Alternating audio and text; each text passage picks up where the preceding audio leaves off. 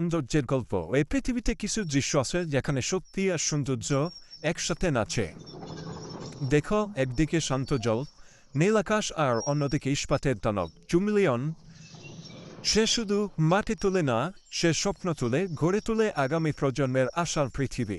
প্রতিটি শব্দ, প্রতিটি গ্রিন বলছে একটাই কথা: মানুষ আর মেশিন একসাথে হলে অসম্ভব কিছুই নেই। দেখো, প্রকৃতি কুলে গড়ে উঠছে নতুন পৃথিবী, যেখানে শ্রমী শিল্প আর গ্রামী গৌরব। এটাই দানব আর সৌন্দর্যের গল্প। শক্তি স্পর্শে সৃষ্টি হচ্ছে অনন্ত সৌন্দর্য। সাবস্ক্রাইব নাও এমন বাস্তব গল্প দেখতে।